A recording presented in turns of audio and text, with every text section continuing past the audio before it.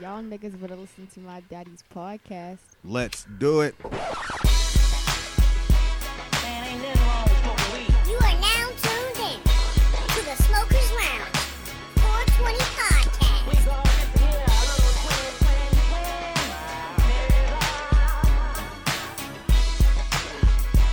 Weed is from the earth. Cheer. Welcome to the Smokers Lounge 420 podcast, the best podcast in the world. This is episode number 27. This is podcasting from a real nigga perspective. Now make sure you comment, like, subscribe, and follow us on all social media. Now right now I need you to light up something, pour you a drink, and let's vibe, god damn it. You can now get us on your smart speaker. Just say, okay, Google or Alexa, play the Smokers Lounge 420 podcast, and boom, right in your face. Shout out to the Coming Rider Network. You can catch our show on there every Saturday at 8:30 a.m. Now, make sure you don't forget to join our Facebook group. We just started it. You can get a chance to catch our giveaways and shit like that. Just go to the Facebook and type in the Smokers Lounge 420 podcast. God damn it. Now, right now is about the time I like to get into something a little inspirational, motivational. And today's inspirational words of the day is believe in your infinite potential. Your only limitations are those you set upon yourself. Once again, I said believe in your infinite potential.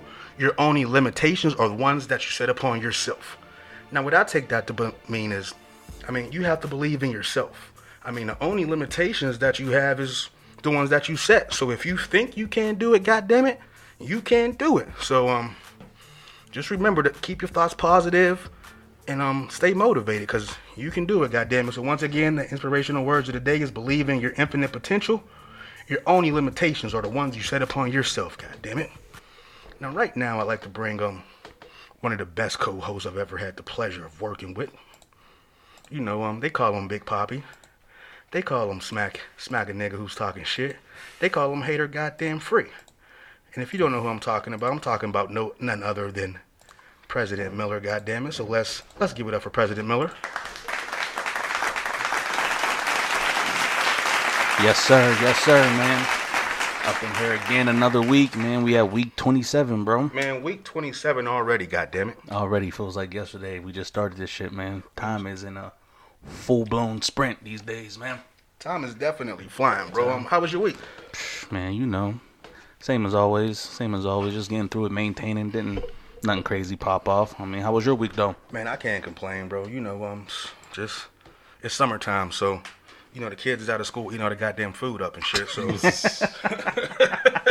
so I'm just trying to keep groceries in the goddamn fridge. Oh shoot, it is. Yes. Oh shit. Yes, it is. It's summertime.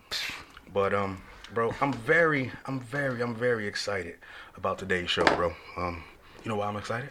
Why is that, man? We got another great artist in the building, goddammit. He's a great dad. He's a coach of youth football. And I heard get him on the court and he's trouble, goddammit. Last week he fucked around and had a triple-double, you know what I mean? I heard he's serious on the court, goddammit. And one of the reasons he's here because he's a great MC. So without further ado, goddammit, let's give it up for HUBBS. Hey, what's up, y'all? What's good? What's going on, bro? How you doing? Chilling, man. Shout out to GMFL. Yes, sir. Shout out to Greensburg, PA. Goddamn it, hell yeah. Took me out to Berg for a minute. It's still the Berg, though. Yeah, this is still the Berg. Yeah, for sure. Now, bro, before we get started, bro, I like you to give everybody your social media and let everybody know where you from. He don't smoke. My social media, it's HUBBS. Okay. Basically, on most of the joints, it's HUBBS. ITSHUBBS on Twitter, Instagram. Okay. Then on Facebook, it's HUBBS Senior. Okay. Facebook HUBBS Senior. Then what else? I think that's it. I don't even use nothing else. The main shit is, I guess we'll get to it, but the brand website is the main shit. The Modern Vintage brand website. Give us that too right now, bro. Instagram for that is Modern Vintage PGH. Okay. If you look on that, the link to the website is right in the bio of the Instagram page. Okay, that's what's up. Now, where you from, bro? From Penn Hills. Okay. Pittsburgh, PA. Penn Hills, man, the east. Light one up for Penn Hills, guys. Smoke weed every day. Got to light one up for Penn Hills, the far east. Okay. The furthest of east. Okay, well, shit, bro. Let's get into it, man. How long you been rapping, bro? Officially, I would say officially, like putting projects out since 2011. Modern Vintage 1 came out in 2011. Okay. But I've been an MC. I mean, just with the ability to rhyme and all that, and just kind of playing around with it since high school, man. High school. You know what I mean? I'm a 90s cat. So that was the 90s. We was cats freestyling and whatever. Like, you know what I'm saying? Like went up for the 90s. Smoke weed every day. What made you want to get into music, man? Honestly, man, my biggest influence was probably my brother. Man, I got a brother. Shout out my brother, Aline. 6 years older than me. Okay. And he was kind of like... He was the one that kind of really put me on to hip hop as a culture, which naturally made me start becoming a fan of the music. Early 90s, like even late 80s. Okay. So by the time I was in high school, I mean, I kind of had a writing gift, just in general. Okay. So, you know, I just started trying my hand at writing rhymes. It was like ninth grade. Ninth grade. Then I did this talent show at Penn Hills, and then cats was like, "Oh," it went crazy. You know what I mean? And then I'm like, I was a hoop dude back then, so I wasn't really trying MC or nothing. So from that talent show, that's when you start taking it serious? No. That's when I was just kind of playing around with it. Okay. I did a talent show, but that's what told me that I could rhyme. You know what I mean? Okay. I knew I could rhyme at that point. But I didn't get serious with it until probably 10, 15 years after that. Well, I guess, yeah, like 15 years after 15, that. okay. Now, after late 20s. Now, you said your brother was one of your influences. Now, who was some of your musical influences that you was fucking with back then, bro? Man, yeah, I came up in the 90s, so it was like early 90s. I'll say this. See, my musical taste, it ranges because I feel like my era got to see every era while we were still in like impressionable ages. Like went up for that? Yeah, like Smoke weed every day. Early 90s, it was a lot of West Coast influence in Pittsburgh. Right. You know what I mean? It was a G-Funk and all that. But then by the mid-90s, I mean, and even back in the early 90s, I was fucking with like a Tribe Called Quest, you know, a lot of the New York rap at that time. But I was fucking with the West Coast also too. But by the time like the mid 90s, late 90s came, I was all the way in with like Nas, Wu-Tang. You know, I still fucked with like Pac, a couple dudes like that, but I was all the way East Coast by then. All the way East Coast. But I was like, you know what I mean, Queensbridge, Wu-Tang. Like went up for them. Smoke weed every day. It's the golden era right there. Yeah, that's one of the best eras of hip hop right sure. there. That's definitely my most inspirational cats, man. I've seen the whole timeline of it, man, and so like it made me a fan of the culture, man. Right, for sure. Indeed. Next question, bro. What was the first hip hop album you owned? My first joint, Biz Markie. I Need a Haircut. I bought the tape. Like went up for that. Smoke weed every day. Hold on. I remember it's funny story. We was taking my brother to. I'm trying to think what we was. No. We was somewhere in Ohio or something like that visiting my family. It was around Christmas time. Okay. And I just had money. We was going through the mall just buying stuff. But my pops was with me, and I wanted to get. I think it was what came out. Naughty by Nature might have came out at the same time. The Naughty by Nature tape, the first shit. I tried to cop that, and it had the parental advisory joint. I was like 9, 10 years old. My dad was like, "Nah, man." So I had to get the Biz Markie. Actually, I just remember too. I think my first shit might have actually been LL Cool J. Oh yeah, like when Mama said, Smoke weed every day. It was in like fourth grade when that came out. I think that was that joint right Mama there. said, "Knock you out." And then there was joints before that, like MC Hammer and all that kind of shit. You know? Okay. Like I don't consider that really. That was just my young musical fanhood. But like the first album that I really got into, I think, like when I was conscious enough, LL Cool J, Mama Said Knock You Out, and Biz Markie, I Need a Haircut. From there, it just, you know what I mean, I started listening to everything. That Biz Markie, I never even heard that, bro. Straight up. All that was This before my time. Silly album. Man. Shout out to Biz Markie, Yeah. legend. Smoke weed every day. Like went up for Biz Markie. Bro, oh shit. I don't got no ashes down here. Damn, we just ash on the floor. That's my bad. Bro, do you remember the first rap that you wrote? Now, I wrote some shit to this girl when I was 10. Could you spit a little bit of it for us? I remember some of it. I remember like the first 3 lines, but then I'll spit my talent show rap. I remember that shit. Yeah, fuck it. Yeah, do that right there. 5th grade, this girl, I had a crush on her. I said, I'm gonna write her a rap. Okay. I said, it was like 91. I said, it's the J to the A to the M-A-R. And if you think I'm ugly, you going too far. Something. That was how I started the joint. That's how I sparked it. But But then the ninth grade joint, by ninth grade, I said, a young woman's dream with mad cream flowing from all directions, connections, Alexis with shorties, every complexion. I'm flexing, a diamond Rolex, keep my fade fresh. Then I'm dressed, something about guess and finesse or some shit like that, man. I was Queensbridged out by that point, so I was on like AZ, Nas. Okay. So I mean, we're gonna talk about this later, but just off rip, them is like your favorite niggas then. Okay.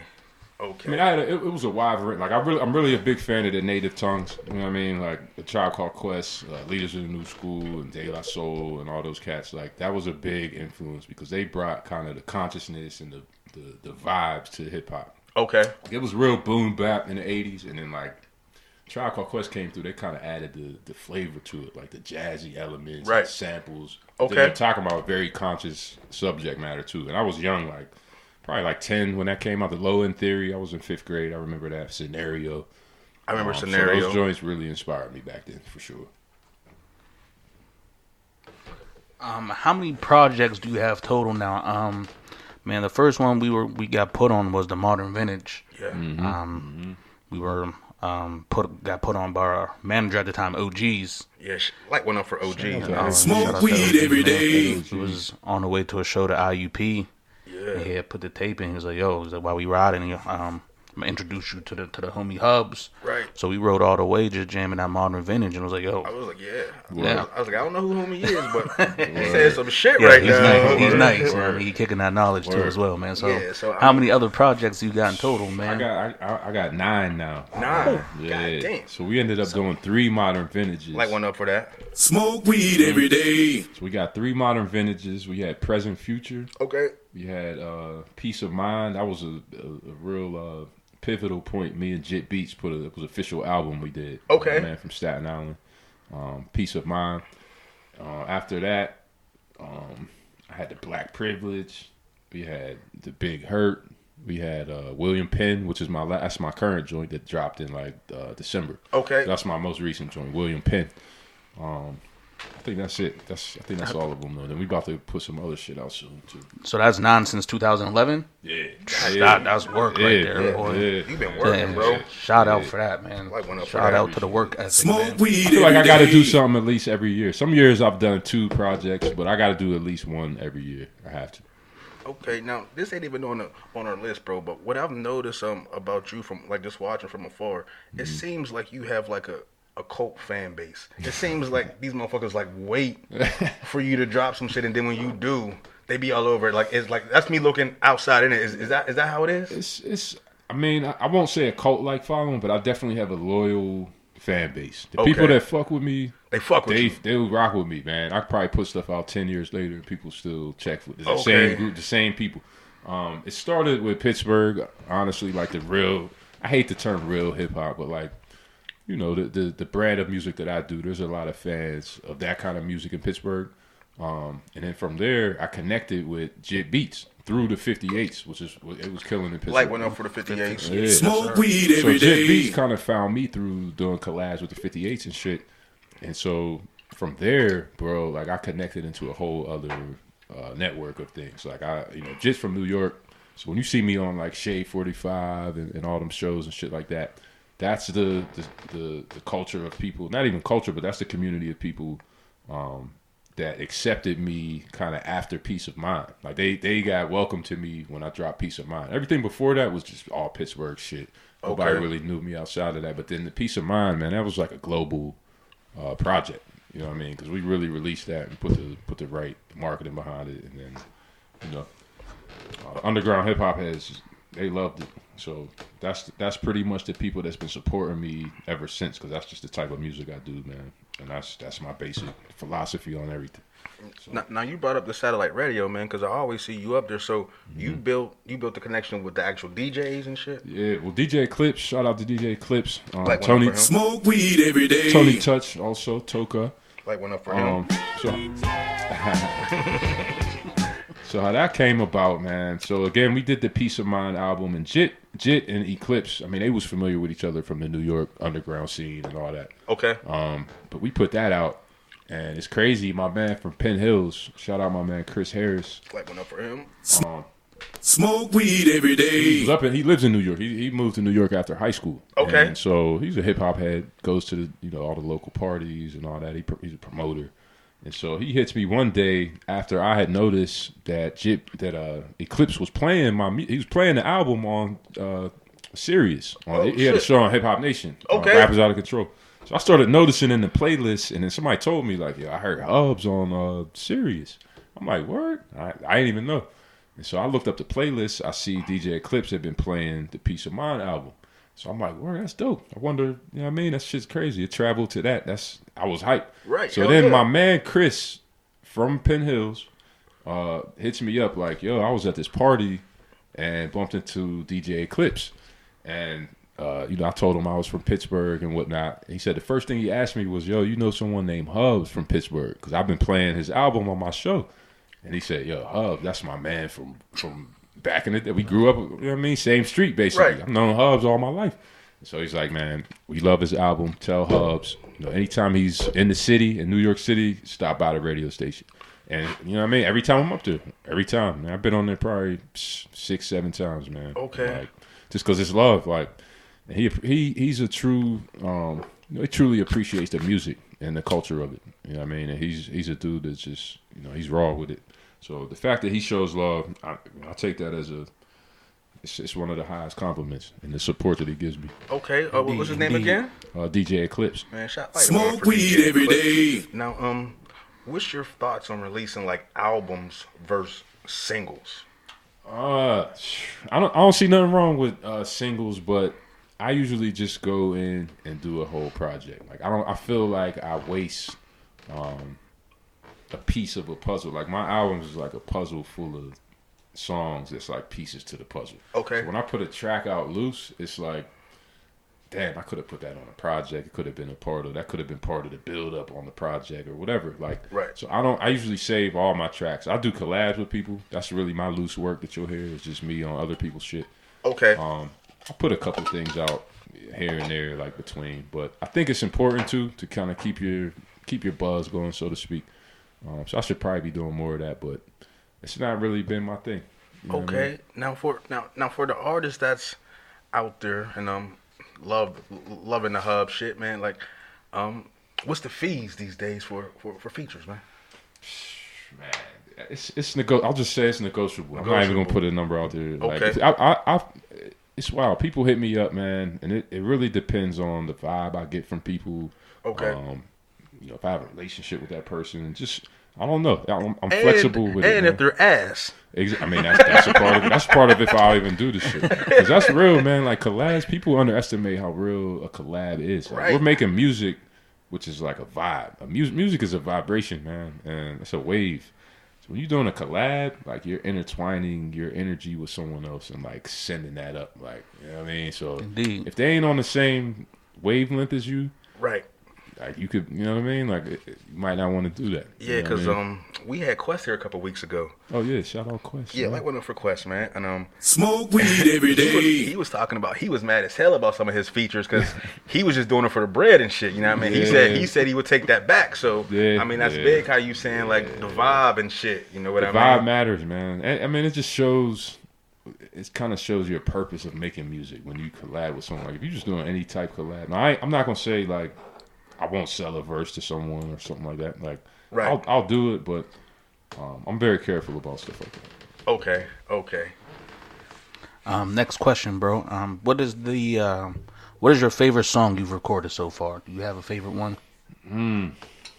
I was thinking about this recently because I was listening to some of my old shit. Lost Privileges for sure off the Black Privilege album. That's definitely up there. Damn.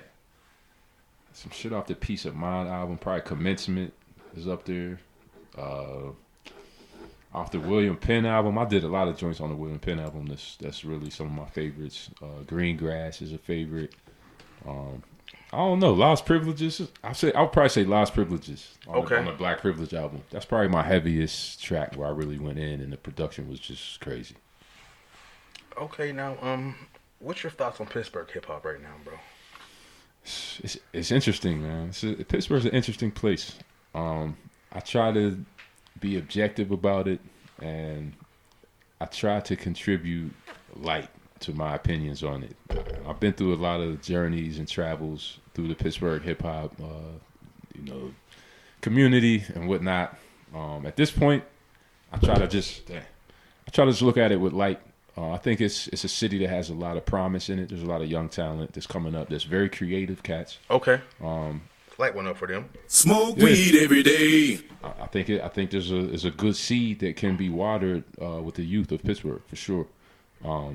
It ultimately comes down to how much people invest in these people to kind of stimulate the talent that's around here and kind of take it to the next level. Okay. I think with now what I do, like the hip hop shit, the boom bap and all that, there's not a lot of that in Pittsburgh. Like I kind of feel a lot of times like a lone ranger in that category, and that's why you'll see me in New York a lot, where I'm like seemingly more, connected at times, even though I'm from Pittsburgh. Right. It's crazy, but there are cats that's even in that lane too. And usually those are the dudes that you hear me collab with and shit like that. Yeah. But Now, since you said that, bro, if you don't even want to get into this question, you don't got to. You can just give me a yes or no. But do you think Pittsburgh is a hater city? there's a lot of dark energy in Pittsburgh. I'll say that. There's a lot of dark energy in Pittsburgh, which can lead to things like hate, jealousy, envy, competitiveness. But I don't like to get too far into the details anymore. I just say there's a lot of dark energy in Pittsburgh. Okay. And all I'm gonna say is we gotta put some more light on it, or it gets it gets a little bit imbalanced, man. It can.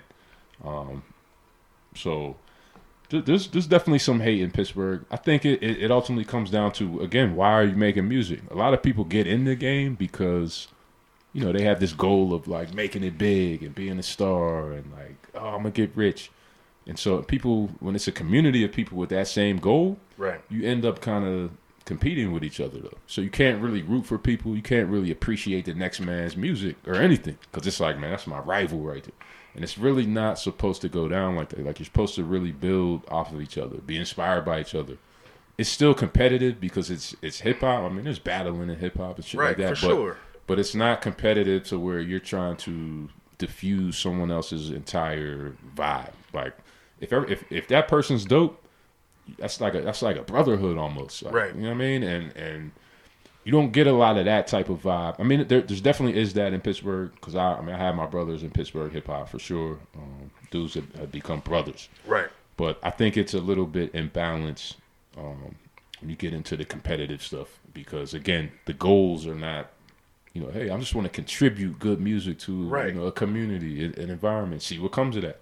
It's more like, damn, I see what they're doing, and damn, I want to get to that level. And then it's just like anyone that's in the way of that is it's like a rival. You know what I mean? Right. Now, like you said, it shouldn't be like that, because, for instance, Atlanta, all these niggas is making trap music for the most part, but they're showing love. They're showing love to each other. You know what I mean? There's not all that hate. So, I mean, I just wish it could be a little bit more like that a little bit. You know what I mean? There needs to be. I mean, the thing about Pittsburgh is not necessarily a rap shit, or like a hip hop. It's a rock and roll city. It's that type of city. So when it comes to rap and the culture here, there's not a lot of hands in it that are, I guess, influencing the community of it in a you know, from a business standpoint and things like that. Like, it's very few people that's doing that. So when you have few people doing that, those few people are gonna only have a few people that right. they might want to rock with, and then it's like, damn, there's a whole city of people that's just kind of seemingly have a hopeless dream, and it's like they just all hate each other because it's like, damn, ain't none of us making it, man. Damn, like, they just kind of taking it out on each other. Like, I got you there. With that being said, man, who are some of your favorite Pittsburgh artists? Because when we had Quest up here, we asked him the same question. Your name came up. He said, my favorite dude in Pittsburgh is HUBBS right now. He said, period. Period. He's like, HUBBS is my man. Yeah. Shout out to Quest, man. every day. Me and Quest build a lot, man, beyond music too, man. But Quest is certainly included in that. Shad Ali included in that. Like one up for him. Smoke weed every day. Definitely, I rocked with the 58s, as I already said earlier. All them cats, you know what I mean? I got much respect for the whole 58s. There's a lot, man. Beatty, I've done records with. Okay. You know, varsity. That's John Quest people, Varsity Squad. Like one up for Varsity Squad. Smoke weed every day. So usually the people you hear me collab with on the albums, man, them is the people that I really rock with. And then even producers. I mean, I got my man Nice Work, got P Hot. So a lot of the local producers too, beyond just even MCs. You know what I'm saying? Another question I wanted to ask is not even on the list, man, is how do you work in the studio? You know what I mean? Some people like to go to the studio, listen to the beat, and right there, you know what I mean? Man, I wish, because when I go to the studio, I always feel like I'm on the clock, man. Right. And I hate that feeling, man. Like, And that's real though, because you paying you Yo, on the yeah. clock. I hate that feeling, man, because if I had it at my crib or something like that, like I probably would approach it like that. Maybe go downstairs, just build, maybe write a little bit, record a little bit, come back, Right. whatever. But I mean, now basically I go to the lab with my bars and the beat ready, and then I'll just try to get as much done as possible. Yeah, well, we try to go to the studio with the whole project. Yeah. Now I will redo tracks. Like if I'm going through it and I don't like it when I listen to the ref track, I'll go redo it the next time. And it's like sometimes you feel like you're wasting money, but I mean it's but just you the gotta get investment on a shit good right. track. you You know what for I'm saying? sure. Right, man, indeed. Yeah. I feel that for sure, man. Yes, sir. Now, bro, let's take me back to modern vintage. Like, take me through like your mindset, like what you was trying to prove with your first joint, man. Man. Bro, that shit was crazy. Modern vintage, man. Yeah, so modern vintage is like my life from that point and prior. Like modern vintage is where you get everything of my life, like my inspirations of all of it, you know, up until 2011. Okay. And I put all that kind of in like a package of, you know, one presentation. My other albums, it's really like me in the present moment at all times. Like Right. it's like, here's my perspective right now. And, you know, I might draw upon current events, current vibes, whatever. Right. But that first shit was like me from that point and prior. So that whole process is funny, man. I wrote the whole shit without telling anyone that I was going to drop an album or anything. Even my friends, I didn't tell anyone. Like, I just wrote the whole shit, and I essentially recorded the whole shit without telling anyone. That's when I was coming to Hit. And I told Hit, like, yo, I'm about to just drop a project out of nowhere. Like, people say, yo, you should rap. You should do your thing. You're wasting your talent. And I just decided, like, man, I'm going to just surprise people. And I'm not going to promote it. Because no one knew me. I couldn't say, like, yo, I got an album coming. No one knew. Hold on, bro. Your who I first was. project, you just dropped out of nowhere. You surprised niggas? No one knew nothing. So I'm about to find that in the Facebook timelines, man, when I just came out of nowhere. Like, I caught the... Bro, that's all facts. My friends didn't even know. My friends knew I could rap, but they didn't know I was going to the studio That's dope and right laying there. down an official project. So when it got right up to the point where I was about to, I started telling people, like, yo, I have a project, and it's crazy, and I'm about to just drop it out of nowhere. I don't know anyone out here. I don't know anyone in Pittsburgh. I don't know no Pittsburgh rappers. I know Wiz Khalifa, Boaz. I've heard their music, like S Money. I didn't even know Mac Miller at the time. Like, I didn't know nothing. Like, I was still on my hip hop shit. I didn't really fuck with Pittsburgh as far as like the rap scene. Right, I didn't for really sure. know much about it, like other than the main dudes. So I'm like, man, I'm gonna just put a CD out because I'm like, I want to do something in my 20s because I think I was like 28, something like that around the time. I'm like, before I turn 30, I gotta put a project out. I'm gonna just throw it out. So then I just put it out. It was the Super Bowl. I think the Steelers was playing in that year, 2011, wasn't it? Seahawks, maybe. We were playing the Packers. Yes. I dropped it on Super Bowl Sunday out of nowhere. Everyone's watching the game, and then I just kind of just threw it out there, like Slid. put it through the sound waves, bro. And then before you know it, Facebook, man, like everybody's sharing the joint, like, yo, man, if you like this type of shit, yeah, you gotta hear this. And then it just spread, like it spread quickly around Pittsburgh. And then I put a video out for that first shit, the piano shit, 92 intro, about 6 months after that. Okay. And then that's when everyone was like, a lot of the people who hadn't heard the album yet, that's when they knew, that's when they was like, yo, what is this shit from? And then they heard Modern Vintage at that point. Okay. Then from there, like it was love, man, after that. Like it was crazy love after that. But that whole recording process was just a secret process. Me and Hit, man, it just did the whole shit on some like secret mission type shit. Okay. So that was that one. Now, is the recording process the same for your new joint? Are you Nah, now I just catch the vibe, man. Like I sit, like I said, I don't put a lot of loose music out in between or nothing like that. I'll just sit and catch the vibe of what it needs to be said. You know, what I feel needs to be spoken on behalf of, you know, the people, behalf of, you know, love, the behalf of the light, whatever, at that moment of time. Whenever I'm just triggered to speak, like I just get, I don't know, it just comes to me. And I'll just get inspired and I'll just go in, man. But it's like I said, it's always kind of in the moment. Like it's like me right now. You know, okay. Within some kind of metaphorical, you know, character or whatever you want to call it. But it's always me, kind of my present moment consciousness of things. Whereas my first album again was like me reflecting on a lot of old shit, and there's even old raps on Modern Vintage One, man. Like there's raps. I even drew from some of them raps, some high school raps on that album. Like I have my old round books, man. I pulled a couple of lines out of there. So that's the main difference between that shit and my new shit. It's always present day nowadays. Now, what made you want to name it William Penn? So William Penn, I spelled it P-E-N. So okay. a pen, first of all, just a pen, just because I really value the craftsmanship of the pen, penmanship. Okay. So I took it there, and then William Penn is kind of like I tied it into the Penn Hills shit too. There's even an elementary school, Penn Hills, in Penn Hills called William Penn. And then I just started noticing his name a lot around Pittsburgh. And I'm like, you know, it kind of inspired me. I'm just like, yo, that would be an ill album title, seeing that. And, you know, I thought of it without the N on the end. Okay. Like, that shit would be ill. So, I don't know. This shit just comes to me, man. Like, my latest shit has been characters. Like, I had The Big Hurt, which I inspired from, like, Frank Thomas. And then I kind of get into character. like when for Frank, goddamn it. Frank, boy. William Penn was like... Smoke weed every day. William Penn was like, I'm going to jump into this character and really flex the pen game on this album and really get nasty with this pen game. You know, show the power of the pen. So that's where that came from. So, pen bias. Tell us about that joint, bro.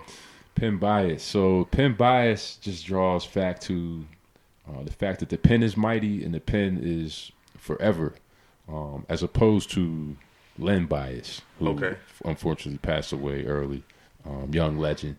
But it was just it's just a play on words, really. I was trying to think of every possible word I could use with pen that I could substitute it in. I had a couple tracks where I had pen something, Penn Ave, you know, Penthouse Suites, where it was pen, but kind of a play on words. But pen bias kind of came.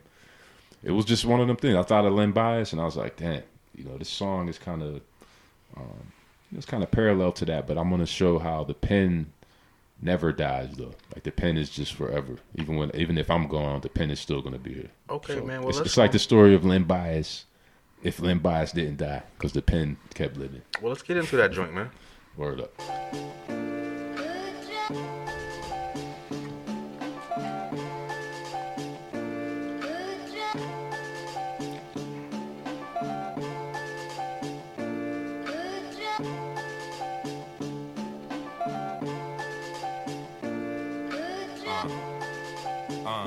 He said, please don't let them get inspired.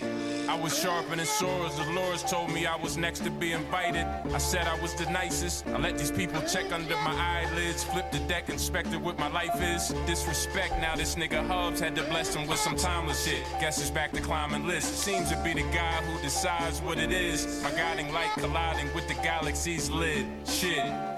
Introverted ways, permanently thoughtful, quite imperfect, though my verbal seem to turn into the gospel, infiltrated by the dark side, but somehow still considered a favorite in this apartheid. I play it with my arms tied, but please don't force my hand. I've been doing real peace in this course I've ran, so I would really hate to cease for the faults of man. And with that, I just release where the cards might land. Cause damn, the level up is underway. Better luck another day. I've said enough, it comes a day I step it up to Hunger Games, and I ain't even hungry, man. I wanna complain, but that be blasphemous to ancestors that stomach the pain.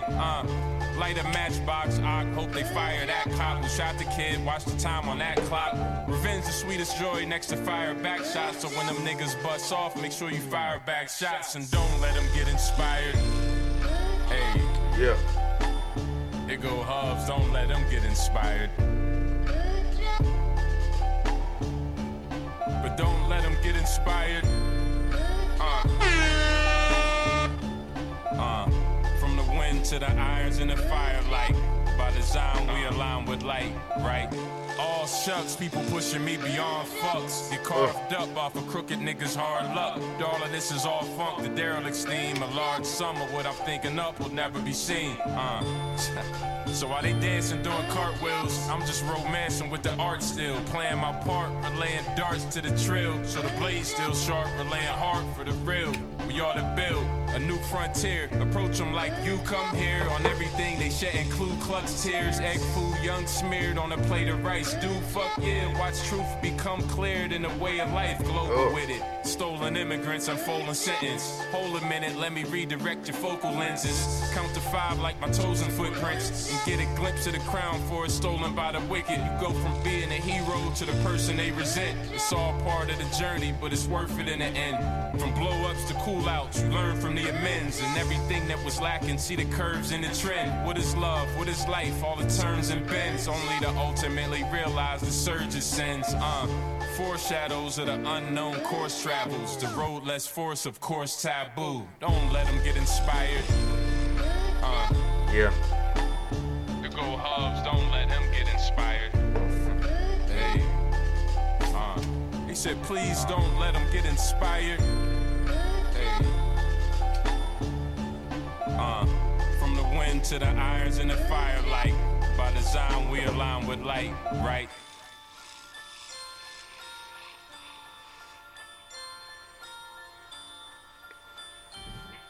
Yeah. Yes, sir.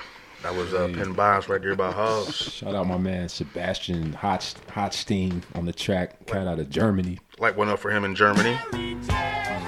Now, bro, so when you say don't let them get inspired, tell us what you mean. So don't let them get inspired is like, first, man, you just have to know who you are, first of all. Know yourself. And when you know yourself, you don't really let, how can I put this, man? Like, you got to glow it out, man. You know what I mean? And if you glow it out, the forces that's against you, they won't get inspired. You know what I mean? If you truly know what type of vibe, you know, you're really letting out, it's like, that's your job, is to not let that side of the forces get inspired. Like, right. It's just, it's really on you to do that. If you're of the light, from how I look at it. And it's like, if you're letting them get inspired, then that means you're not on your shit. You know what I mean? So don't let them get inspired, man. Because once they get inspired, it could be a problem. And it could be a problem that you helped create. You know what I'm saying? Because you weren't on your shit, you know, which would have kept them from being inspired in a dark way. It's really about light and dark. That's deep right there. Because I didn't even know you was going there until you said it. Did you hear it? Like, there go HUBBS, don't let him get inspired. Yeah. That's like the agents, like, watching me, like, right. Don't let him get inspired. Right. I'm like, nah, don't let them get inspired. It's always about the spiritual warfare, man. At the end of the day, most of my shit is about the spiritual warfare of light and dark. I do have a question, man. I just want to know, like when you're writing, like I realized all the syllables you rhyme, the intermediate rhyming and everything like that, the entendres. Do those things come quick and naturally to you? You know what I mean? Because some people stack ammo, you know what I mean? Have a little side notebook where they have such things like, okay. It comes to me, man. Honestly, I really get into my spirit when I rhyme, man. Like I look at music as a very spiritual thing. So I'm already in like a place of just divine inspiration when I'm writing. So once I start writing and I get my first idea of where I want to go with the track or what the theme is that's on my heart, it kind of just comes to me, man. It comes to me. Now, what I will do sometimes, I have certain lines and things that might come in my head while I'm driving or something like that, like a quick 2-bar or 4-bar that's like, oh, that was ill. I could build on that. And I'll tuck it away in my phone and then I'll build on it later. I call it the stitching. I'll just stitch it up. You know, at the end of it, I'll take like a bunch of different little 4-bars and that I had, you know, on the same theme and just put it together into like one rap. But usually, man, I just get on the vibe, bro. And it just comes to me, man. Like I just vibe with it and just write it. You know what I mean? Yes, sir. Yes, sir. Now, so you said one of your favorite joints on this new William Penn is Green Grass. Oh yeah. Tell us about that joint, bro. Green grass is basically about like, man, the grass is not always greener, and only an illusion would allow you to always think that that's the case. Like, it's like a default way that we think as humans is like, you know, the greener grass. And it's like, nah, sometimes you just have to level up where you're already at, man, instead of always, you know, looking to the other side of things and changing your whole perspective up. Like, green grass is really, again, it just represents, you know, staying on the same side of things, man, not playing both sides of the fence and shit like that, man. Okay. You know what I mean? Let's get into green grass, bro. Shout out to Vills on the track. P. Vills. Like one of for bills. Smoke weed every day.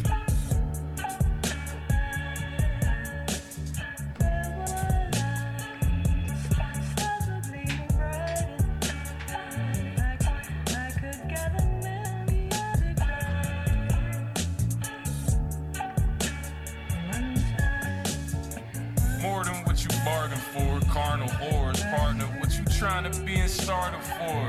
They ought to call the score. Force options, watching more of what you lost before. So while you feeling not as sure, the world is probably yours. I'm not as pure as where I started, sporting more bondage, sure. Confidence to mop the floor, but dropping swords, more life to the more life. It's your wife that you picked to lay with, but ill in nature, spilling in the matrix, so it all end in the same shit. Basics to be free, lad, there's no freedom pass. They only need pass for the greener grass. I see what lasts, you still trying to speed past. No common sense, you damn right, this shit far from common. Ate some watermelon, yeah, I'm conscious of it. Act Neo-ish, black Leo shit, I'm ruled by the sun. Melon and golden, so that means I'm also full of the sun. School the young to the roots they from, and rules to move is one. It's less green without the glow, but that's precisely where the fools will run. It's less green without the glow, but that's precisely where the fools will run. It's always a spiritual warfare, bro. Every track, man, straight up. Like, cats be wanting the instant gratification, man. That's really what that track's about right there. Okay. You know what I mean? Cats want that instant green grass. They get on the green side, they realize it's like some plastic blades fucking get sliced up and shit. Like, fake ass grass. You know what I mean? Land on AstroTurf. Thought it was grass. It was really like turf. Like one for that. Got rug burn. So, bro, with music and everything, man, what's your ultimate goal? I seen before you said it's not about the fame or the money, so... My goal is longevity, man. I want to be able to contribute to this culture for a long time, man. And what I think is when you do it in a pure way and in a timeless way, you can do that. And you know, as you're doing that, you're continuing to build fans and opportunities to do different things, and they come naturally. They just pop up. I just want to keep enjoying that ride right there, like, you know, independently, really.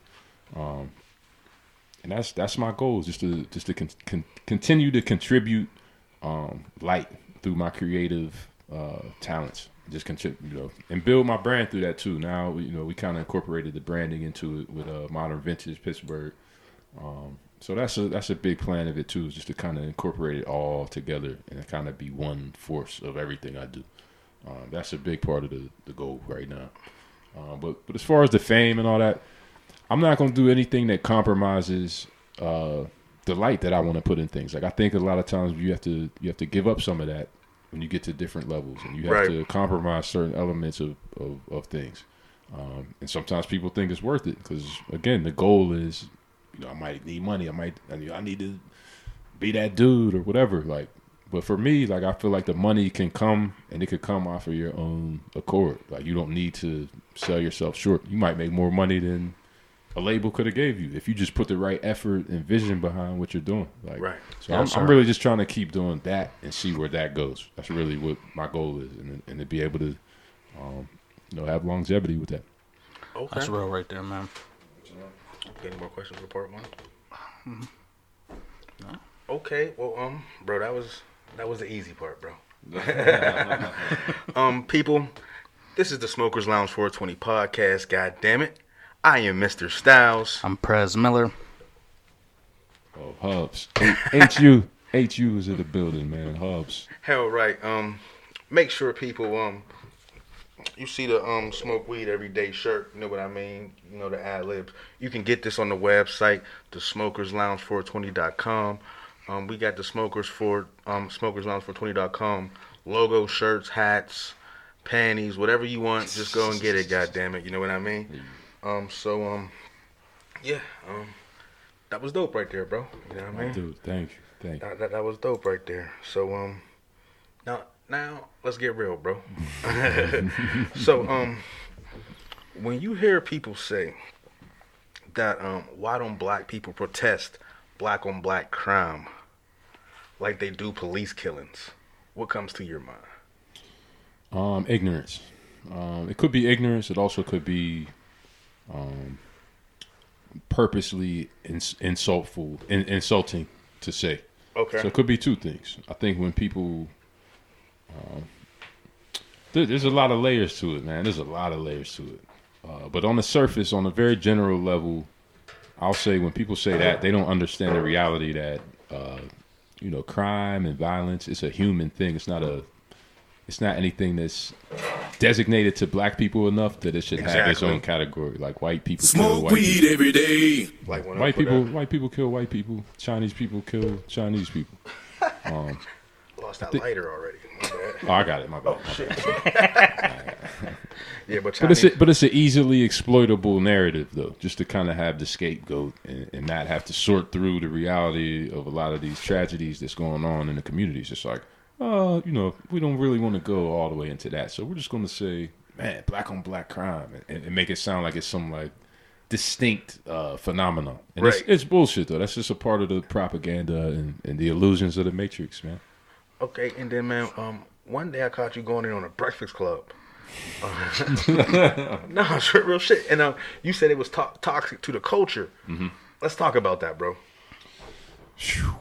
So, as far as I see, Breakfast Club, and I'm not even going to specifically, as I address it, I think I can cover a multitude of things and knock more than one stone out. Okay. Or knock, whatever the saying is. Yeah, you get what more I'm saying. birds and shit. I'm not really a mainstream guy, as you see. I mean, I'm an underground MC. Okay. I'm not really for a lot of the radio and stuff you might hear on the radio, the mainstream radio, because to me, we don't own these entities, and it could easily get tied into something that becomes our talents being exploited to perpetuate certain narratives and certain generalizations. Stereotypes, certain ways of viewing us as a people. Right. So when you look at the mainstream now, and this is a layered question.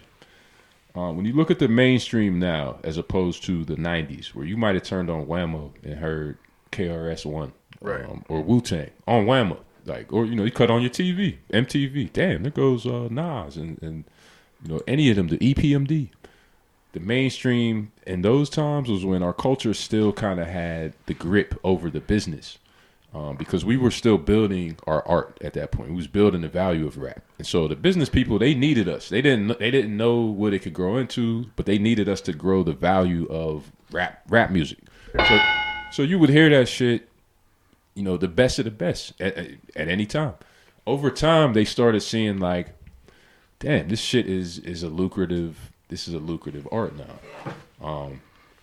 But we're seeing how it became lucrative because we started sensationalizing, some of the tragedies and the trauma that's going on in the communities. Right. We started glorifying things, and we're seeing how that sensational rap is generating more money.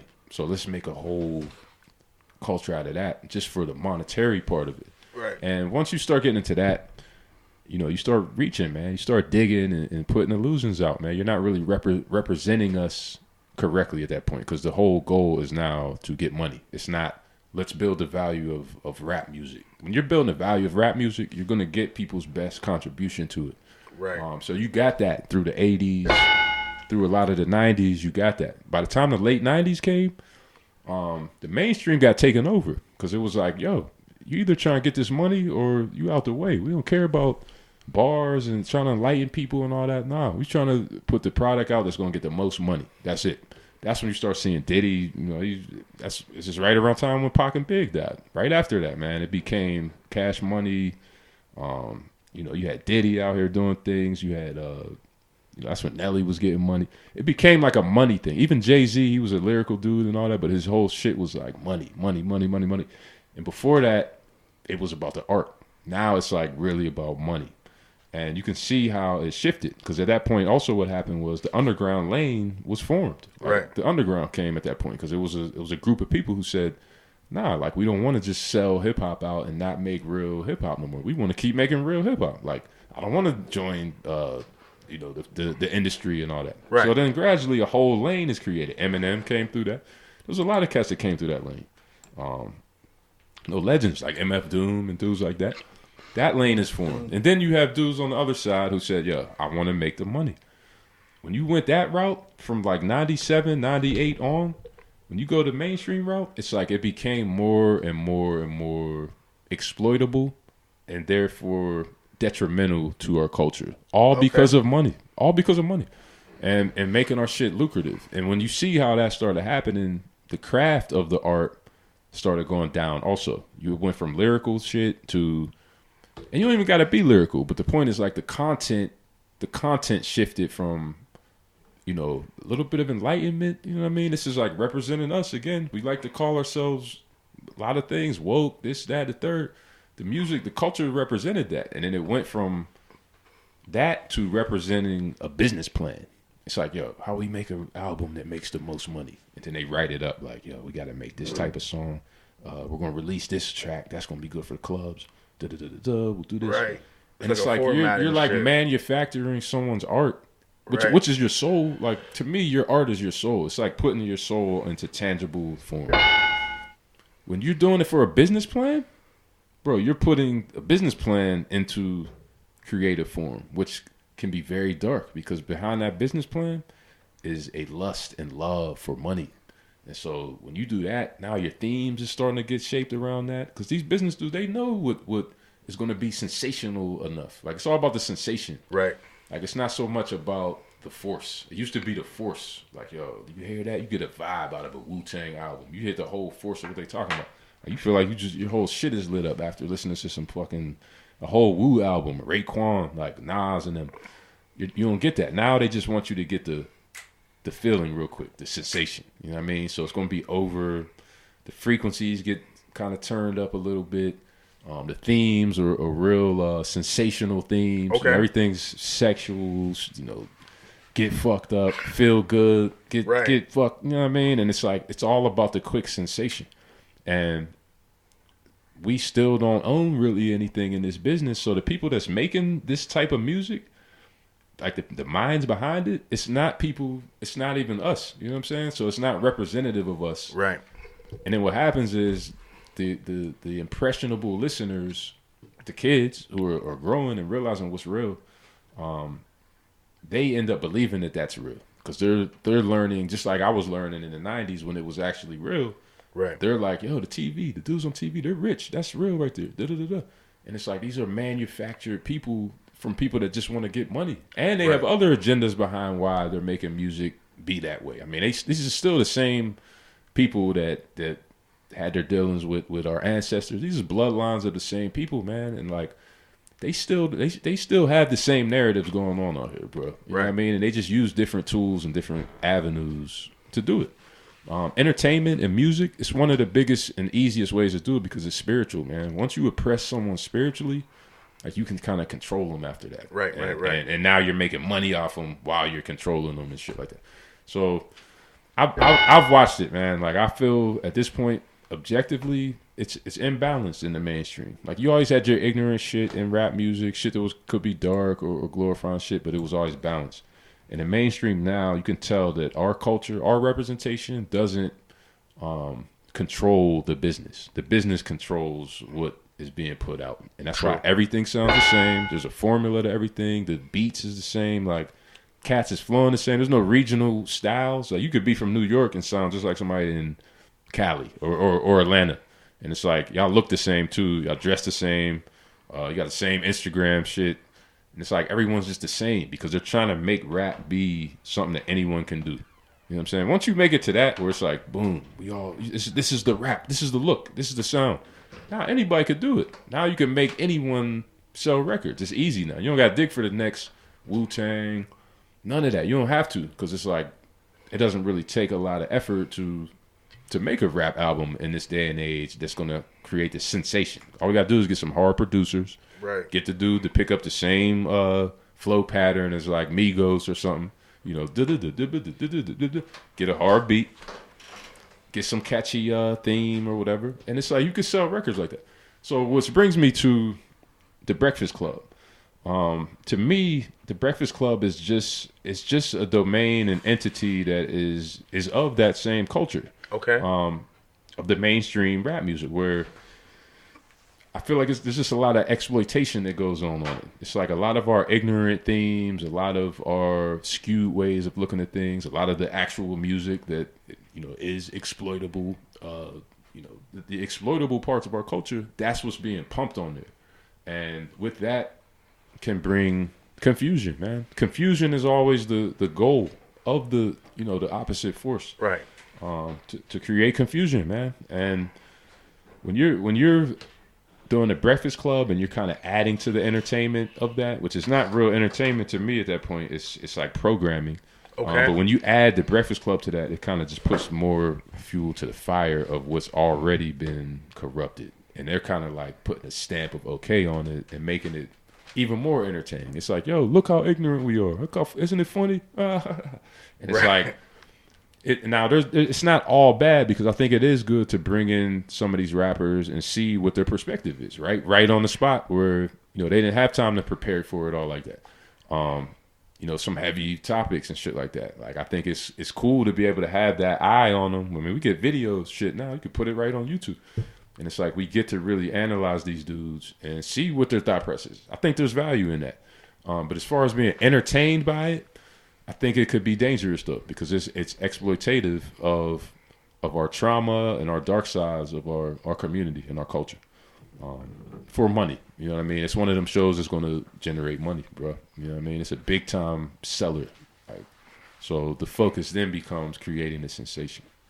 Okay, now let me ask you this, bro. What do you think would be a good solution for the cops whooping our ass? Like, I mean, I think is there anything we can do better, or what do you? When I look at the law, you know, and even like white supremacy, I think it's a very spiritual matter. I think we as black people have power that we don't realize, because we've been programmed to view ourselves a certain way. Okay. I think that if and even our spiritual domains have been infiltrated a little bit with some darkness, like, you know, the churches and things like that. It kind of throws off the way we view who we actually are. Okay. With that said, these police officers, they need our fear in order to have power, is from how I look at it. Because when I look at things spiritually, I know who, you know, the author of power. I know who the author of fear is. I know who the author of illusions and kill, steal, destroy, and all those type of things. Which is, you know, a lot of what the agenda that the police are on, because they have a specific plan. It's an energy though. It's the energy they carry that can we can almost attract it if we're not in the right vibe ourselves. That's one half of the battle. That's how you have to come into it. You know what I mean? Now there's tangible things to do after that point. But the preface is we got to be in the right spiritual place, because these designs, like the police force and shit like that, the shit's like, it's very dark, man. It's coded. Like their systems and shit like that are very coded to the dark side. Like they have very dark agendas. So you have to be on the right vibe, or you'll give traction to, you know, it's this magnetic energy. You know what I'm saying? Like you'll attract that shit, man. Like, so you have to go into it like that. Like when you see a cop, man, and you talk to a cop, you can't have any fear in your heart at all. Like they're programmed to sense that shit and exploit that shit, and then flip it and act like you threatened them. You know what I'm saying? They would not have that without any donation of fear that you give them, or pride, or anything dark, because they're programmed for that. They're fishing for your dark side, right? Because they know who you are, though. They know that they don't really have authority over you. They know that, so they have to create an illusion for you to really fear that shit and be like, because then they're gonna come for you. So that's how you have to come into it, as far as a mind frame. Okay. As far as the tactical parts of it, I think we need to understand the laws better in this country. There's some very deep things, and I'm not even going to get really too deep into that. I think it's for people to search for. A lot of the answers are like right before our face, though, man. Okay. And I think that we, as black people, have a lot of ignorance about, and not even black people, people of all shades in this country, of a certain class and certain consciousness. There's a lot of ignorance about the laws and what the law is and how these laws came about and all those kind of things. We have to educate ourselves on the law because it's really like our number one enemy. The jails is like 70%, 80% black, and we make up like 10% of the nation. That's mathematics that's very obviously skewed. You know what I'm saying? Sure. Disproportional. And there's a reason for that, though. You know what I'm saying? It's not like, oh, we're the more violent people, so yeah, there's more of us in jail. Nah, like it's like a literal design for a specific purpose. You know what I'm saying? And there's a lot of illusion involved with that. It's like there's a lot of it, bro. And there's a spiritual part of it. There's a tangible part of it.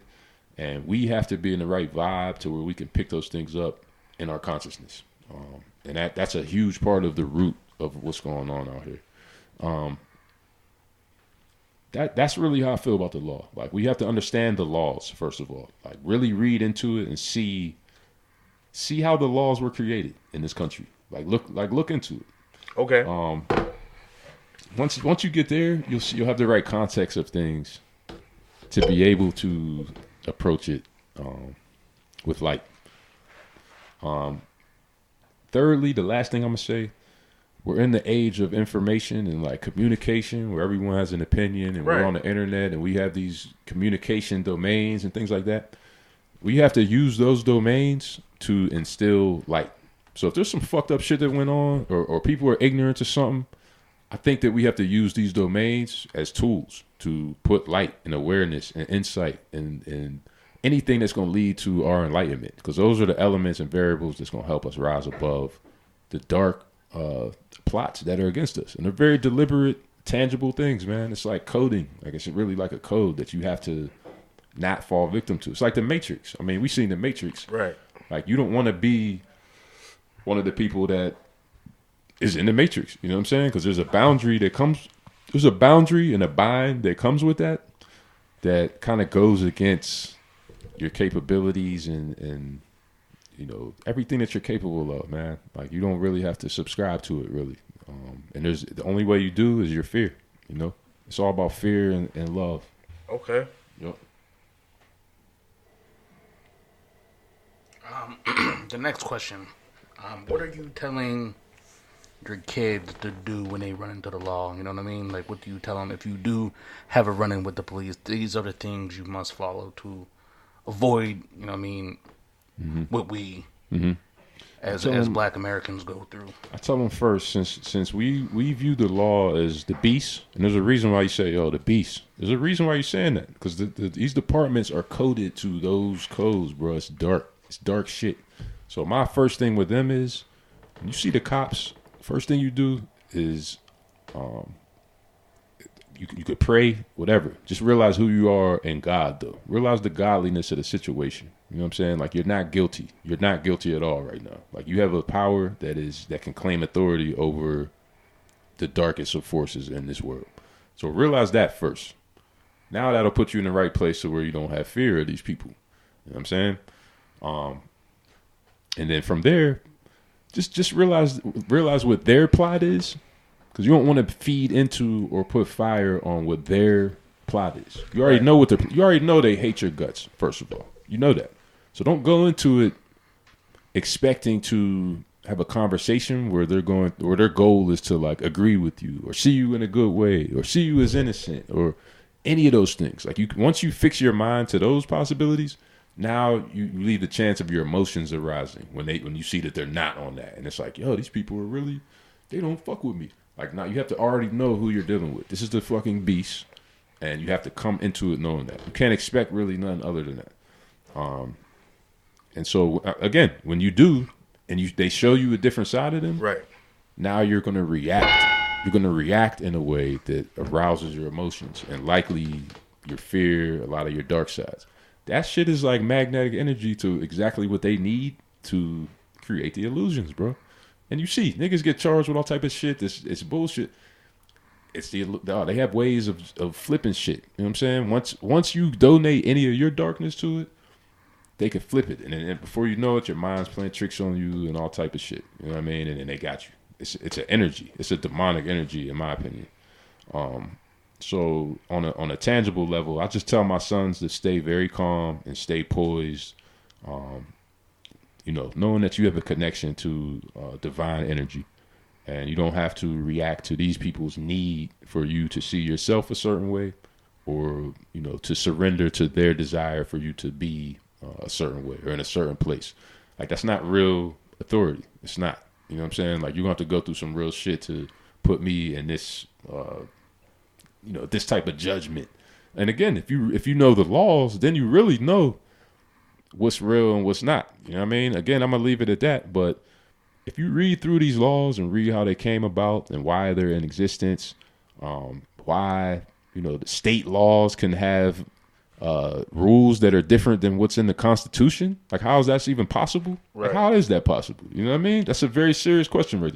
How is it possible that there's 50 states and they could vary in ways to where some of them don't even align with the Constitution, which is supposed to govern our whole land? Right. There's a reason why that's not consistent. You know what I'm saying? And I think we need to start looking into some of these things, man. It's extremely deep.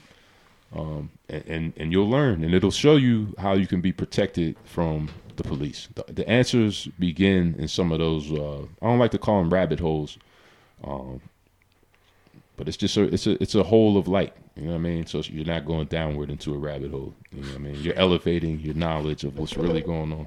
So you just gotta go search for the answers. Got to, and and the thing is, we have to spread the knowledge. Because we collectively glow like that, man. You know what I mean? You can collectively glow. Knowledge is power. These is all the themes that was in the early 90s that was like kind of mainstream.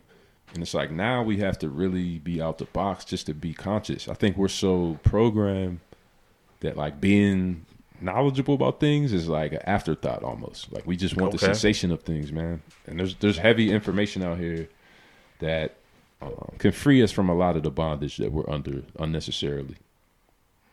Now, bro, what's your thoughts on all these rappers getting killed, bro? And a lot of them is in their hometown. Like, do you go or do you still go to your hometown and like kick it with the homies and shit? I mean, I live in Penn Hills right now. Okay. I've been in Pittsburgh the whole time, but I think there's layers to that. I mean, with the hometown shit, I mean, you plant seeds along the way on your way to the top, and some of these dudes have planted seeds of things that, sadly and fatally, might come back to them, things from the streets and things like that. I think that's one element of it. I think on the other side of it, there's a lot of the same type of energy that we're talking about with the government. I think that there's a lot, because we don't own these things. We don't understand how these power structures are formed and the things that go behind these business plans and the businesses that we don't even know. We ain't the ones making the decisions. We didn't build these. We didn't build it. We don't know what it's built off of. We don't know the energy that keeps it afloat. We don't know none of it. We just sign a paper and we just rap and shit. So, like, that's real shit. Yo, it's wild, bro. Like, so with that shit, they see who's threatening is where I'm going with that. It's like some people are threatening to the agenda, which ties back to the Breakfast Club again.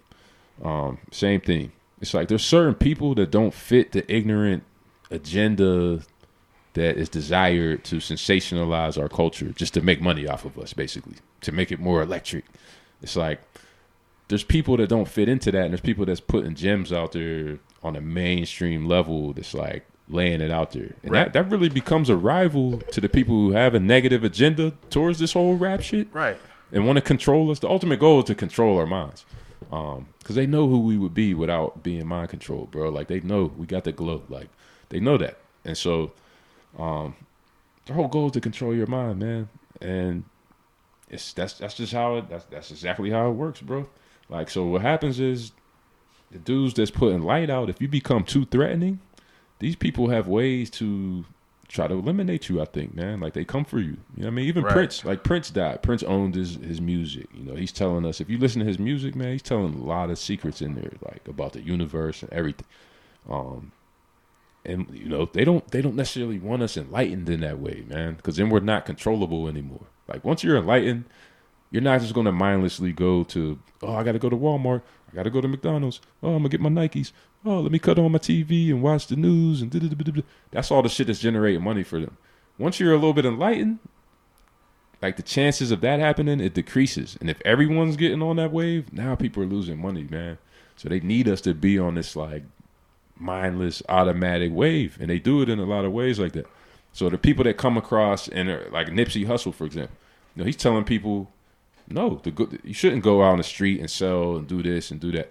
This is what you should do. You should create a business, and this is how you do a business. And he's giving the gems out. And so that goes against the very theme that they need in order to keep this art lucrative, though. So it's like, man, this nigga, we got to get rid of this. I'm not saying that that's what happened to him, but that's where my mind goes with it when I see the themes that some of these dudes are on that just disappear. It's the same with the holistic doctors that just disappear. Like, you know, they got cures to things and all type of shit that would fuck up the pharmaceutical industry. Right. And it's like, damn, do we let this nigga just keep revealing shit and lose money eventually? I mean, because this shit got money tied into the world banks and all type of shit, bro. Like, we're in debt. Like, we can't. They don't want this shit to go bankrupt and all that shit. You know what I mean? Again, there's all kind of illusions that avoid us from going bankrupt. And that's all a part of it, bro. They keep the people that are going to enlighten the people, keep them out of the way, bro. They have to. And if you're on that shit, they try to make you sell your soul so that you end up working for them, just being an agent of the dark side. So there's dudes that stand with the light, man, and you just become a threat. And so sometimes, you know, you just become a sacrifice, man. Get rid of you for sure. It's like that. And they might not kill you always. They might smear your name and slander you, make up shit, throw lies out, gossip. I mean, you see that on every level. I mean, you see that in Pittsburgh, though. Right. It's like, for sure. That's how it goes, though. It's like, that's all part of it, bro. You have to know. You have to just be on a higher plane of thinking that knows what the illusions are and what ain't. And that's just what it is, bro. You know what I mean? Hell yeah. Oh, man, did you get a chance to see When They See Us? Man, I've been so disconnected from everything, bro. I seen the NBA finals, but I don't be seeing nothing, bro. Like, I don't see no movies. I don't really watch no TV shows or nothing, bro. I unplugged, like, I straight up unplugged. Not even on some, like, oh, you know, I'm a vegan. I don't watch TV. And Right. Nah. Like, I started losing interest in certain vibes that I was getting from certain themes and things. I started seeing everything, just like we're talking about, like the programming elements of it. Right. You know, I study psychology and all that kind of shit in college. Like, I see how the designs are of mind control, and I can just look into it. I can see the tools they use, and it started turning me off, man. A lot of the shit that I was just watching and listening to. And it's like, man, I can't even look at this shit. I just unplug, yo. Like, I'll see a movie here and there, like, or I'll go back and look at an old movie. But I really be unplugged to the current entertainment circuits, other than really underground hip-hop, man. That's really it. And, like, old school hip-hop, 90s hip-hop. That's it, bro. Well, shit. Well, let me ask you this, since you was talking about mind control. What you think about, like, the gays in cartoons and these motherfuckers pushing, like, the gay agenda? On like starting off on the kids these days. I think it's wrong to even put any sexuality around kids at all. I think that's what went wrong with my generation. Now, you look at the 90s. I remember being 10, 11 years old, and, you know, Color Me Bad comes on the radio. I want to sex you up. My mom would cut that shit off so quick, like, oh, because she knew, like, these themes are too mature for your age, like if your mentality, your consciousness, your development, you're not ready to really get at these themes yet. Right. But it's mainstream on the radio though, so it's like, damn, kids are hearing this type of shit and getting programmed to it. You get desensitized to it eventually. Right, for sure. So sexuality of any sort, it's just like, I mean, I remember watching Boys in the Hood with my dad. I was like 10. You know, then the scene comes where Trey's about to get some ass, and then, you know, there's titties out now. My dad's like putting his hand over my eye. Because, again, I'm young, and I'm really not supposed to be looking at this, but there's good enough themes to where he wanted me to see the shit. And it's like, they were careful with that. I think that sexuality is very careful. You got to be very careful with how that's normalized. Right. And, you know, when you're doing that with kids and it becomes normalized, now kids become more sexual minded, you know, at a younger age. And that could lead to a lot of different things, man. It could lead to a lot of things being normalized and some very dark things that I think are ahead in this country. I mean, they're normalizing things like, you know, pedophilia and things like that. I've been reading, man. Like, that's where the future could potentially be headed once you start normalizing, you know, a lot of the sexual things that they're doing, you know, putting it in cartoons and shit like that. Like I'm saying, like, you don't really need to think about sex when you're 6 years old watching the Cartoon Network. Facts. I wasn't thinking about sex. I didn't think about sex till way later. Like, I just was... You know what I mean? They might have been sneaking themes in, but it wasn't some blatant shit where it's like, oh, sex. I'm 7 years old, and look, that's a theme of sex. Like, Real you shit. shouldn't be talking about any of it, though. So, for me, I don't even got to go as far as the gay part of it. I just think that sexuality in general should not be explored. And if they're doing that, then there's a reason why they're doing that. If they're putting it in there that early, and it's a part of, like, normal programming of cartoons and shit, there's a deeper reason that's involved in it. You know what I mean? Then I'll just end up going back to the spiritual side of things at that point. You know what I mean? I think again, it ties back to the same thing. Like I talk about mainstream rap and all that. All of this shit and the entertainment. Entertainment is one of the biggest tools to mind control. Like one of the biggest tools of any domain. Like all the shit we watch, the news, movies, TV show. Like they call it TV programming. Like, oh, you know, we interrupt this program with, we don't even think about the fact that they're calling it a program. Like, you know, oh, TV programming. This is TBS programming. Like, yo, they're programming us, man. Like, it's literal, like, it's social engineering, man. You know what I'm saying? So, gotta light one up. He just dropped jewels on us right there. They're programming us, goddammit. Smoke weed every day. And anything that's like a big time thing, like $1 billion programming, those are people that's trying to get to more people. Like they want to have millions of viewers, though. So if you got millions of people tuned in, you got to dumb it down a little bit so that you could, you know, spread the norm a little bit. So everyone's looking at it like, oh yeah, that's normal. Like all the mass things like that. I can't even rock with it, man. Like, and it was a process for me, man. Like, I used to be young and just buying into a lot of shit, man. But I always knew something was wrong with it, and then I just got to a point when I knew what was wrong with it, and I just couldn't really invest in it no more. Now, that Flint shit was fucked up, but I just seen recently that all the charges against the government for, you know, like misconduct has been dropped. What's your on the Flint shit? Yeah, it's more elements of domination and control. I think it trickles down to certain realities that we see on the surface, and then we're like, man, what the fuck what's going on in Flint, man? What is this? And it's like, yo, there's a whole variable behind the whole pathology to that point right there, and it's like we don't even know that. But I think it all ties into the same shit. I think it's ridiculous. First of all, like. For people to not have water, like it's ridiculous. Like there's really no, I can't even elaborate on how ridiculous it is, which lets me know that there has to be something behind that, like in a very high place of dark shit, man. Because that's just a reality that's not even supposed to come to the surface. You know what I mean? Well, shit. Let me ask you this, bro. Mm-hmm. If you had to identify one major habit or ritual that has helped you be successful, what would you say that is? My spiritual walk, man, for sure. My connection to God, man. You know, my belief in God, my connection to God. I think this is a very spiritual reality that we live in. We see a lot of things in the flesh and on the surface, and we try to put a lot of meaning to that.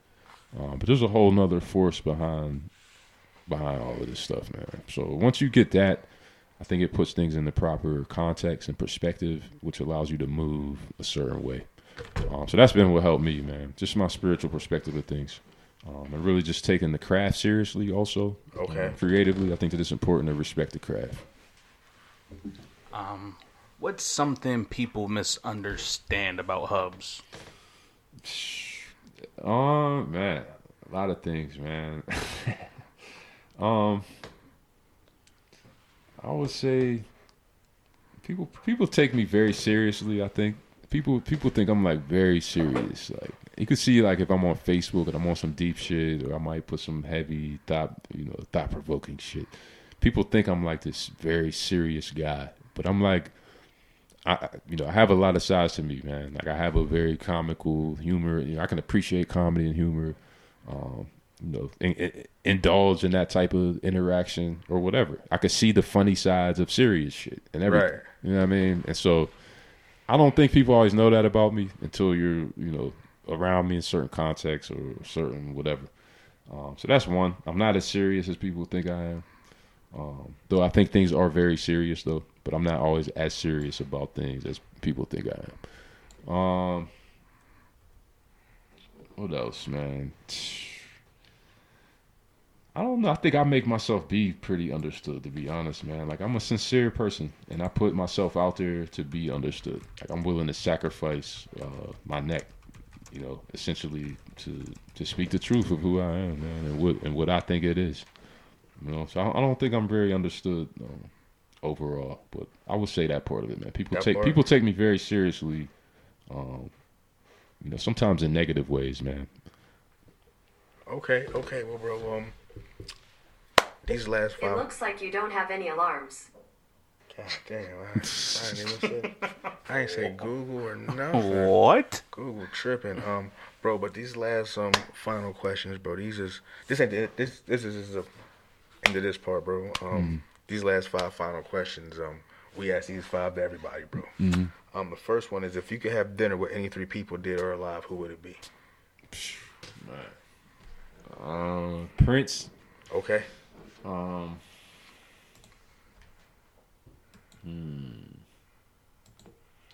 would say Prince, man. All the great ones, man. Like Prince, Michael Jackson. I would want to have dinner also with Stokely Carmichael. I would say he would. I would want to Smoke weed every day. Pull up to the table with talk to him for sure. I'd probably keep it at that, man. The great ones, man. The most influential people that was on the fight towards light, man, and greatness. That's who I would want to be, man. Okay. That's great right there. Prince and Michael Jackson. And if you add Jordan to that, I think that's too heavy of a table, actually, man. Like, you'll be overwhelmed with that type of energy right there. But I would love to sit with them dudes, though. I would love to catch that vibe right there. Okay. If heaven exists, what would you like to hear God say when you reach the pearly gates? It's a deep question. I would just want the confirmation. That's it. The confirmation that I'm of the light. And whatever the confirmation is needed. That's all I would want. I wouldn't want to get into the details of it because I feel like the devil's in the details of things. You know what I mean? So I would just want to know that I'm on the same channel and I've been on that channel all along. I would love to hear that and see that tangibly. Okay. That's real right there. That's dope right there. In the context of that question, you know what I mean? Right. Yes, sir. When that time comes, that would be. Now, bro, today's generation, man, they're always talking about eating the groceries, man. So we need to know, do you get that 2 blunts of Reggie? 5 blunts of Reggie or 5 blunts of Kush, bro? The groceries? Yes. This nigga's undefeated. I don't think you should. I don't think you should assess people's. I don't think that you should assess sexuality on a standard of one accord. I guess you'll say, man. I think people different strokes for different folks, man. You know what I mean? I can't really get mad at nobody that want to get to whatever level they want to get to with it. You know what I'm saying? I can't be mad at that, man. So that's my most diplomatic way of answering. Just for the people, we think Hub said he get that 5 blunts of Kush, goddamn it. Smoke weed every day. Hey, whatever vibe you end up in, man, you got to go with the flow of that. Man. You just can't go too far with things, man. There is a limit to going too far. I'll say that, man. But Hey, you get in them realms, man. Certain angles, man. You end up in certain realms, man. It's on you to go with the flow of where you heading or not, man. Oh shit. That's crazy. Next question, bro, is what does happiness mean to Hubs? And I mean, what is happiness for you? Happiness is peace within the moment, for sure. Like being in the moment and not worrying about what's next or tripping on what's behind you. Just being able to be available in the moment, assured, with faith, not even knowing what's ahead. That's happiness to me. Okay, yeah, that's great right there. Sum that up real quick. Yeah, like I he think knew it's what very simple, bro. he knew what I think happiness He didn't even have the was. thing. He was like, "Nigga, this is happiness to me." Very simple. Smoke weed every day. All right, bro. Well, yeah, that was the end of that part, bro. Just let everybody know again where they can reach you at, bro. It's Hubs, Twitter, Instagram. It's Hubs, Modern Vintage PGH on Instagram and on Twitter. We also got the Modern Vintage page up. So just type in Modern Vintage Pittsburgh on Twitter. You get that joint too. God damn it, this is the Smokers Lounge. MVPGH is the Modern Vintage Twitter page. My bad. Smoke weed every day. Can't forget about that one. This is the Smokers Lounge 420 podcast. God damn it, I'm Mr. Styles. Prez Miller. Hubs. I keep forgetting. My bad. I'm waiting on y'all. No, that's all good. We got you next time. Shit. So, bro, I sent you the email. I don't even know if you got it. Did you get the top 10 list? I didn't check. I forgot you sent the email. Actually. Okay. I'll do whatever. What was on the email? What was it? We was gonna do top 10 lyricists of all time. Okay. I could probably off the dome that. Okay. It's top 10. All So right. I'm going Nas. Hold up. We got it. This is no order. Hold though. up. Do it. No order. 10, 9, 8, 7, 6, 5, 4, 3, 2, 1. Like one All right, I'm going. real nigga countdown. Oh, my bad. You good? All right, I'm gonna go. This is completely off the dome too. Like I would probably adjust it later. I'm gonna go Nas. We're gonna go Rakim. Okay. Cool G Rap. Light one up for him. Y'all niggas better listen to my daddy's podcast. Ghostface. Ooh, Ghostface. Raekwon. We putting in there too. That's Okay. 5. Tupac is definitely going up there. Okay. Biggie. That's 7. Styles P, man. Okay. Styles That's 8. P. The Ghost. The Ghost. The Like Ghost. one up for the Ghost. Gangsta and the Gentleman. He said, I give you both sides of the coin.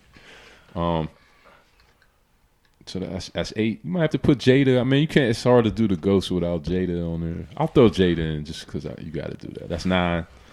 And then KRS, let's throw in there for 10. Okay. Well, shit, man. That was quick. I missed out on Big Daddy Kane, which I can't. Let's take Jada out and put Big Daddy Kane in instead of Jada. Damn, you put Jada in there. Shit, man. My list, man. niggas don't be out there clowning my list. God damn it. My list, man. Number 10. I got a light skinned nigga Drake at number 10. Dog. Drake is a lyrical dude. Though. He's a lyrical dude. Number 9, It's I all got about the content. Right, straight up. Number 9, I got T.I. 8, I got Kiss. 7, I got Fab. 6, I got Tupac. 5, I got Mr. West. You gotta respect Kanye, man. I mean- he goes through a lot of narratives, but like you can't really sleep Like, on Kanye. like if we speaking all time, like his first 2 joints, man, is timeless to me. His first 2 were incredible. You know what I mean? I got Weezy at 4. I got Biggie at 3. I got Jay-Z at 2. I got the white boy Eminem at 1. See, I ain't even mentioned J and M. Like, Yeah, so I'm all over. My list will vary depending on the time, I guess, man. It all depends on how I'm looking at things at the time. okay. You know what I'm saying? My 10 go, well, I'm the youngest here by like a decade, so Yeah, this nigga's born in 92 and shit. 91. I remember 91, man. I mean, so I was listening to shit in 91. my list goes 10. I got Kanye, 9, I got Kiss. 8, I got Pun. 7, I got Cassidy. I mean, I'm real big on punchers and everything like that. Smoke weed every day. 6, I got Wayne. Old Wayne, you know what I mean? Lights out Wayne. All that shit like that. 5, I got Jay. 4, I got Biggie. 3, I got Crooked Eye. 2, I got M. And 1, when it comes to lyricists, I don't think no one's better than Tech 9. Ooh. Hey, I would like to Smoke add weed every day. MF Doom is in my top 10 also. MF Doom, he's nice. Okay. But I will have to think about who I'm taking out for him. Well, shit, bro. That's an ill list. Y'all both have some respectable lists, man. Yeah, Thank you. Fuck with the list. You got like the early 2000s type of influence. Like that list took me through like 04, 05. Yeah. And shit. You had some of them dudes too. Probably was a little younger in them days. Yeah. Yeah, we were out running. This is the Smokers Lounge, but bro, before we let you get up out of here, bro, talk a little sports. Yeah. Okay, well let's get into real nigga sports.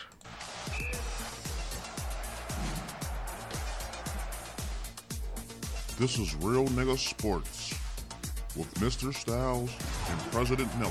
Yeah. This is Real Nigga Sports, goddammit. Real Nigga Sports. Man, the Raptors won the championship, bro. I mean, like I said before, I wasn't a fan of the Raptors. I was going for Golden State, man. Like, what about you? I know you're a big hoop fan. I rock with Golden State, man. I wanted them to rock, but when I seen kind of what their fate was, I kind of just like accepted the fact that Toronto was going to take it, and I understood why. Like the injuries came into play. It just seemed like some of the energy got thrown off, but they wasn't doing that with the injuries without KD. I think they could have did it with Clay and Steph. I think they was about to do it actually if Clay didn't go down in that last game. Right. I think they was about to win all the shit. After Cats was booing and shit when KD went out, like I think the vibe was off, and I think Golden State was going to pull that off. But once Clay went down, I was like, nah, it's a wrap, man. But I'm not even mad though. Like I think Kawhi Leonard is a monster. I think he's a machine. And I think he respects the game enough to where it's good when you see guys like that get their reward at the end. Like, he deserves it. Like you could tell he just worked, and he respects the game. Yeah, that's my favorite player right there, man. But it was bittersweet for me because it was like I don't want this nigga to win because I want him to come to the Lakers because I'm a Laker guy, so you know what I mean. I want like if this nigga win, he's definitely gonna stay in Toronto, even though he might not be. But that was my mindset. Right. So I'm like, man, I want my nigga to lose and shit. Me, I don't like the Raptors, you know what I mean? I don't even like Golden State either, but I wanted Golden State to win because I don't rock with Kyle Lowry, but like Hub said, man, Kawhi Leonard is a monster. You got to respect him. He respects the game, plays the game the right way and everything, and I mean, you know he's a dude that puts in all the work. Right, I mean, for he sure. never slacks off, so it was good to see him get another one, man. Yeah. So all props to him.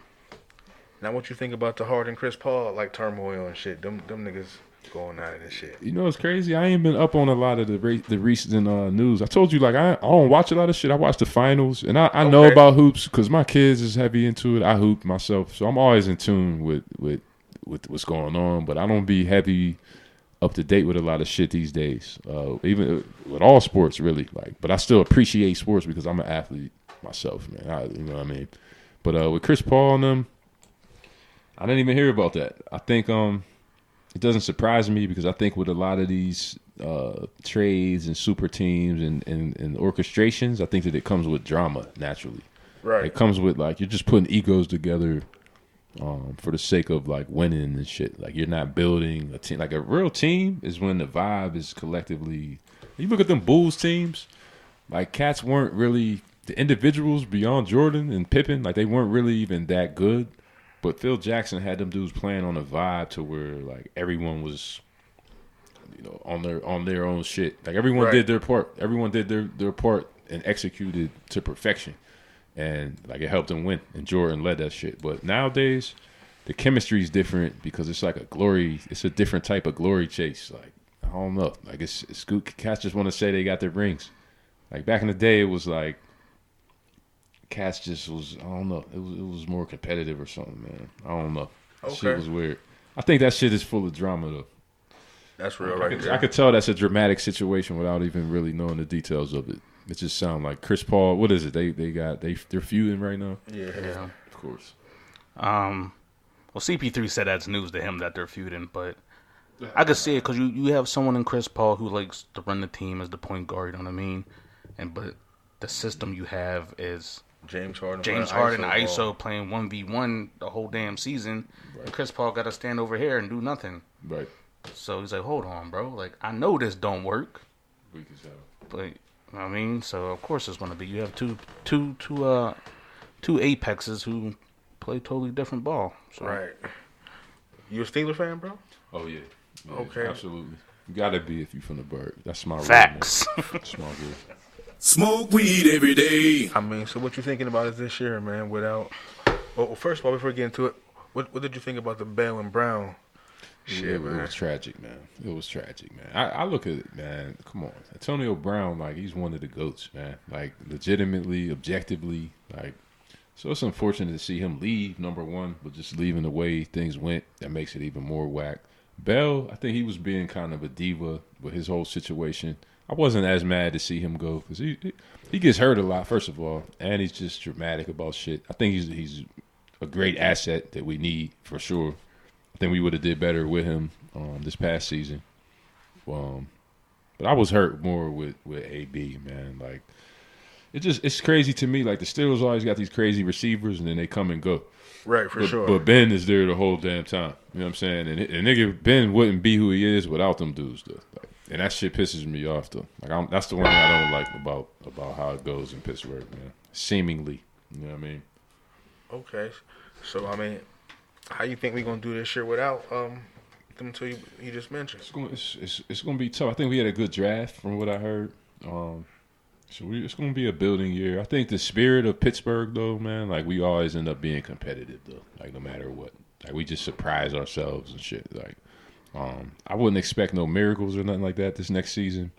Even Shazier going out, like we had a lot of things that just deflated our whole momentum we had for the last couple of years. Like, I think if we had AB, Bell, and Shazier. Right. Still, like that's a heavy nucleus of like a force right there, man. Like, so we're rebuilding right now, man. So I don't know. I'm going 8-8 type of season, 9 and goddamn 8-8. 9-7, something like that, man. I always see us going like that. I'm always hopeful with the Steelers, man. I got us at